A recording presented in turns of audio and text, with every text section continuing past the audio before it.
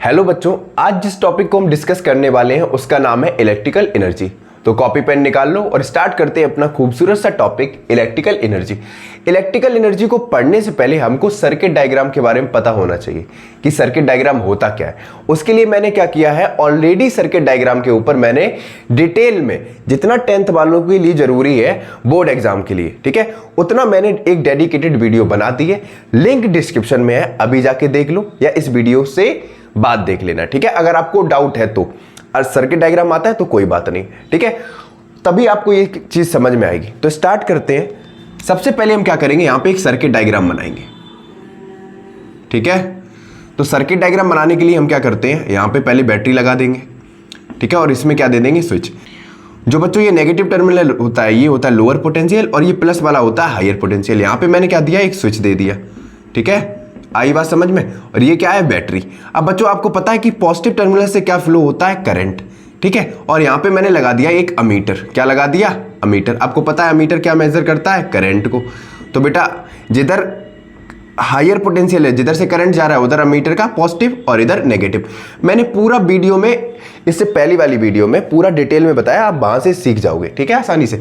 ये बच्चों क्या दे दिया, इलेक्ट्रिक बल्ब। इलेक्ट्रिक बल्ब, मैं थोड़ा स्पीड से तो नहीं जा रहा, कोई बात नहीं। तो बच्चों अब हम क्या करते हैं, स्टार्ट करते हैं इलेक्ट्रिकल एनर्जी को। तो यहां पे लिखेंगे, let us consider an electric circuit. Electric circuit through which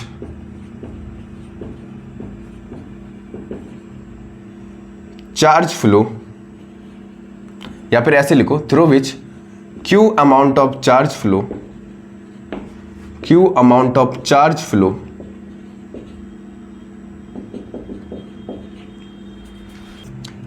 across the potential difference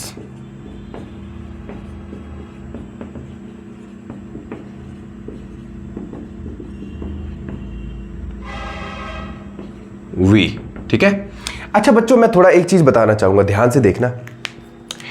बच्चों सारा काम पूरे सर्किट में है किसका, सबसे पहला काम है बैटरी का। बैटरी का मतलब है बेटा ये वोल्टेज है। क्या है, वोल्टेज। वोल्टेज का काम क्या है बच्चों, ये हायर, ये क्या करता है, चार्ज को, ये क्या करता है, चार्ज को पावर देता है। वी बैटरी क्या है, चार्ज को पावर देता है। जब चार्ज को ये पावर देगा तो सर्किट में क्या फ्लो होगा, चार्ज। जैसे कि अभी आपको एक मैं थोड़ा सा डायग्राम बता रहा हूं, ध्यान से देखिएगा, वीडियो की ज्यादा लेंथ हो जाएगी इसीलिए मैं आराम से बता रहा हूं, ठीक है। ये एक कंडक्टर है, इसमें मैंने क्या कर दिया, एक इसको बैटरी से कनेक्ट कर दिया, ठीक है, ध्यान से देखिएगा। बच्चों जैसे ही मैं बैटरी से कनेक्ट करूंगा, अभी बेटा जब तक मैंने स्विच ऑन नहीं किया था तो जाहिर सी बात है कि वोल्टेज सप्लाई इसमें जा नहीं रही थी, तो चार्ज फ्लो नहीं हो रहा था सर्किट में। लेकिन जैसे ही मैं स्विच को ऑन करूंगा तो ये बी क्या करेगा, वोल्टेज क्या करेगा, इलेक्ट्रॉन को पावर देगा, क्योंकि अभी इलेक्ट्रॉन आपस में नाकारा बने, निठल्ले बने बैठे थे, ठीक है। जैसे ही इनको लगा कि यहां पे हाई पोटेंशियल वाला, ताकतवर वाला आया, ये सब एकदम डर की वजह से एक डायरेक्शन में बैठ गए, ठीक है। अब ये क्या करेंगे, इधर मूव करेंगे, करेंगे या नहीं करेंगे, क्यों, क्योंकि पीछे से क्या पड़ रही है, मार पड़ रही है, किसकी, वोल्टेज की। समझ में आया। आपने देखा है ना स्कूल में जब प्रिंसिपल सर राउंड पे आते हैं तो पहले बच्चे आराम से क्लास में कोई किसी के भी सीट पे बैठा आपस में कुछ भी खेल ले, लेकिन जैसे ही पता चलता है कॉरिडोर से प्रिंसिपल सर के पैरों की आवाज आ रही है, सब बच्चे शांत, ठीक है।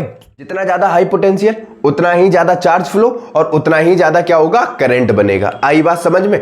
तो सबसे पहले हम क्या करते हैं, इतनी चीज समझ में आ गई, चलो आगे बढ़ते हैं, आगे बढ़ते हैं।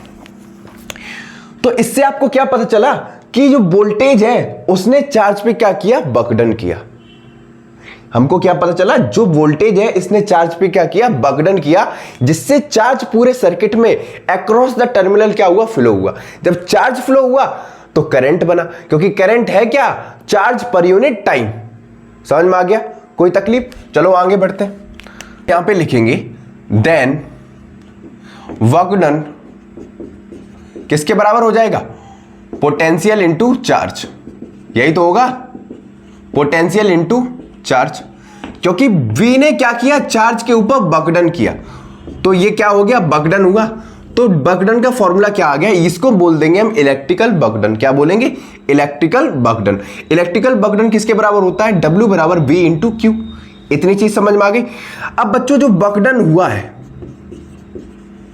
ठीक है, वो किसके इक्वल है, इलेक्ट्रिकल एनर्जी के, है या नहीं है।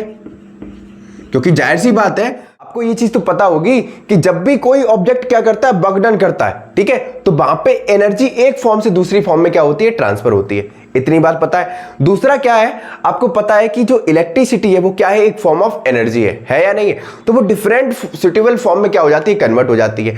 वही इलेक्ट्रिसिटी हीटर में बनके हीट एनर्जी प्रोड्यूस करती है, वही इलेक्ट्रिकल एनर्जी एसी में हमको कूलिंग प्रोवाइड करती है। तो एक ही मोड ऑफ एनर्जी अलग अलग तरह से काम कर रही है या नहीं कर रही, वो सुटेबल मींस में क्या हो जाती है, कन्वर्ट हो जाती है, ट्रांसफर हो जाती है। आई बात समझ में, ठीक है। अभी हम heating effect of electric current पढ़ाएंगे, तब आपको समझ में आ जाएगा। इतनी चीज समझ में आई। तो मैं यहां पे लिख सकता हूं बच्चों, E बराबर क्या हो जाएगा, V इंटू क्यू, ठीक है। इतनी बात समझ में आई। अब बच्चों इसको दे दिया मैंने इक्वेशन फर्स्ट। क्या दे दिया, इक्वेशन फर्स्ट। इतना बच्चों समझ में आ गया। आपको पता है एज वी नो, लेकिन पता तो सिर्फ मुझे ही है, Q बराबर क्या होता है बच्चों, I इंटू टी। ये कैसे आया, क्योंकि I बराबर क्या था, Q अपॉन टी, ठीक है। चार्ज पर यूनिट टाइम क्या होता है, करंट होता है, पता है ना। तो भाई मैंने क्या किया है, सब्स्टिट्यूट कर दिया यहाँ पे। तो अब मैं Q equal to I T को यहाँ पे पुट कर दूं, तो E बराबर क्या आ जाएगा बच्चों, B इंटू क्यू की जगह क्या रखना, I इंटू टी। तो हमको क्या फॉर्मूला मिल गया, E equal to V I T. इतना तो पता चल गया, वीडियो में दिख रहा है, ठीक है। इतना पता चल गया। अब यहां पे लिखेंगे बच्चों y यूजिंग ओम्स लॉ। क्या होता है, B इक्वल टू होता है I इंटू आर, ठीक है। इसको दे दो इक्वेशन सेकंड। तो यहां पे लिखेंगे put V equal to I into R in equation second. तो मैं अगर यहां पे रखूंगा तो क्या हो जाएगा बच्चों, E बराबर आ जाएगा, B की जगह क्या रखना है हमको, I इंटू आर, और पहले क्या दे रखा है, I इंटू टी। तो क्या आ गया, I स्क्वायर आर टी। समझ में आ गया। क्योंकि बच्चों I इंटू आई क्या होगा, I स्क्वायर और आर टी, ठीक है। तो क्या फॉर्मूला आ गया, E equal to I square R T. तो बच्चों हम यहां पे कह सकते हैं जो E है वो डायरेक्टली प्रोपोर्शनल है स्क्वायर ऑफ करंट के, और E डायरेक्टली प्रोपोर्शनल है रेजिस्टेंस के, और E डायरेक्टली प्रोपोर्शनल है टाइम के। इतना बात समझ में आ गया। तो ये पूरा था इलेक्ट्रिकल एनर्जी के बारे में। अगर आपको कोई भी डाउट हो कमेंट बॉक्स में बता दीजिएगा, फटाफट इसका स्क्रीनशॉट लो। आज के लिए इतना ही रखते हैं।